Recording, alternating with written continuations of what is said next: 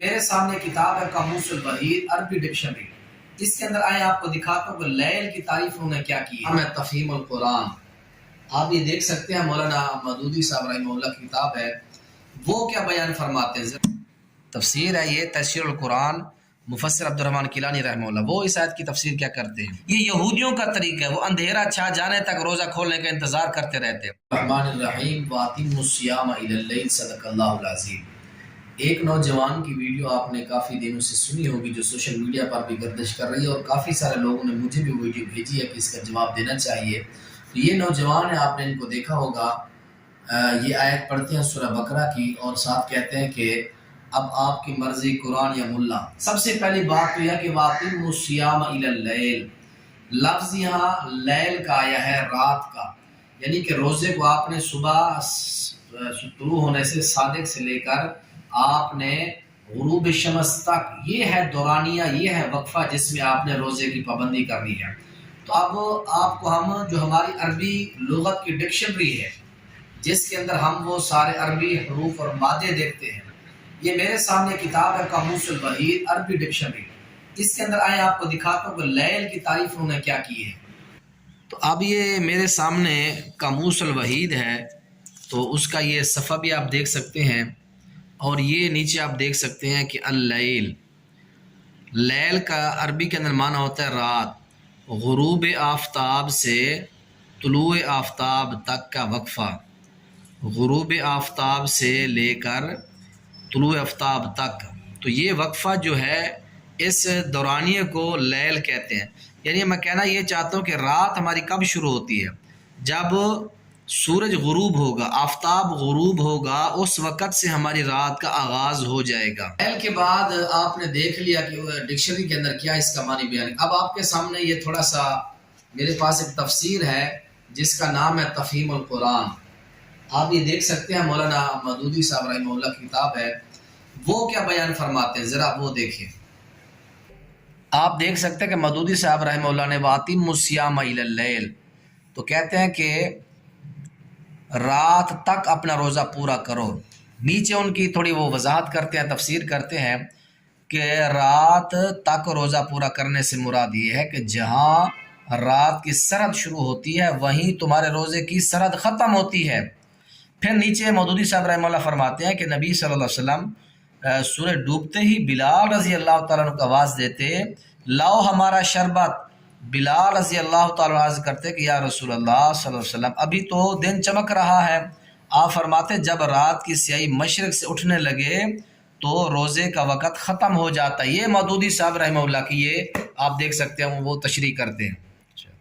تو یہ مودودی صاحب رحمہ اللہ کی آپ نے وضاحت دیکھ لی کہ ہمارا روزہ کب شروع ہوتا ہے. وہ خود فرماتے ہیں کہ جہاں رات کی سرحد شروع ہوتی ہے وہ کب ہوتی ہے؟ جب سورج غروب ہو جاتا ہے، چاہے روشنی ہو نہ ہو، روشنی تھوڑی بہت ہی ہوتی ہے، سورج تو غروب ہو جاتا ہے، اس وقت سے ہماری رات شروع ہو جاتی ہے. اب یہ دوسری تفسیر آپ کو دکھاتے ہیں. آپ نے یہ دیکھنے تفسیر ہے یہ تفسیر القرآن، مفسر عبد الرحمن کیلانی رحمہ اللہ. وہ اس آیت کی تفسیر کیا کرتے ہیں؟ وَأَتِمُّوا الصِّيَامَ إِلَى اللَّيْلِ، روزے پورے کرو، یعنی پھر رات تک اپنے روزے پورے کرو. وہ نیچے تفسیر کرتے ہیں کہ آغاز سحر سے لے کر آغاز رات تک، یعنی غروب آفتاب تک روزہ کا وقت ہے. غروب آفتاب کے فوراً بعد افطاری کر لینی چاہیے. یہود غروب آفتاب کے بعد احتیاطاً اندھیرا چھا جانے تک روزہ نہیں کھولتے تھے. یہ یہودیوں کا طریقہ ہے، وہ اندھیرا چھا جانے تک روزہ کھولنے کا انتظار کرتے رہتے ہیں. مزید آگے فرماتے ہیں کہ میری امت اس وقت تک خیر میں رہے گی جب تک روزہ جلدی افطار کرتی رہے گی. روزہ کھولنے میں جلدی اور سحری دیر سے کھانا چاہیے. یہ بخاری کتاب صوم کے اندر یہ باب قائم کہ تعجیل الافطار، لوگوں افطاری جلدی کیا کرو. اس کے بعد مزید آگے وہ باتیں بیان کرتے ہیں. تو یہ مزید ایک حدیث آپ کو سناتے ہیں کہ حضرت عبداللہ بن ابی اوفا روایت فرماتے ہیں کہ ہم فتح مکہ کے دن اللہ کے نبی کے ساتھ تھے. جب مکہ فتح ہوا رمضان کے اندر یہ غزوہ ہو، تو اس وقت اللہ کے نبی کو روزہ تھا.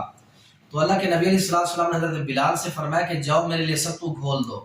تو حضرت بلال کہنے لگے کہ اللہ کے نبی ابھی تو سورج کی روشنی ہے، جس طرح یہ کہتا ہے روشنی کھڑی ہوتے روزہ کھول دیتے ہو. حضرت بلال رضی اللہ تعالیٰ نے فرمایا کہ ابھی تو روشنی ہے. تو آپ نے فرمایا کہ اترو، جاؤ میرے لیے ستو کھول دو. حضرت بلال پھر وہی بات 2-3 مرتبہ یہ بات کی. اللہ کے نبی علیہ السلام نے فرمایا جاؤ میرے لیے ستو جو ہے وہ بھگو دو، میں نے وہ پینا ہے. تو پھر ستو لایا گیا، آپ نے وہ ستو پیا. تو پھر آپ نے فرمایا لوگوں جب مشرق کی جانب سے، آپ نے ہاتھ سے اشارہ کر کے فرمایا کہ جب مشرق کی طرف سے اشارہ کر کے فرمایا اندھیرا، ادھر سے اندھیرا جب آنے لگے تو آپ نے اس وقت اپنی افطاری کر لینی ہے. بخاری کتاب الصوم کے اندر حدیث پاک موجود ہے. تو اس لیے جب اذان مغرب ہو جائے، سورج غروب ہو جائے تو آپ نے روزہ افطار کر لینا ہے. اسی طرح اللہ کے نبی علیہ السلام کی ایک حدیث ہے، وہ حدیث بھی آپ ملاحظہ فرمائیں کہ اللہ کے نبی نے فرمایا کہ اذا غربت الشمس فقط افطر، جب سورج غروب ہو جائے افطر، اپنا روزہ افطار کرو. بخاری کے اندر ہے جب روزہ تمہارا سورج غروب ہو جائے تو غروب ہوتے ہی لوگوں تم نے افطاری کرنی ہے.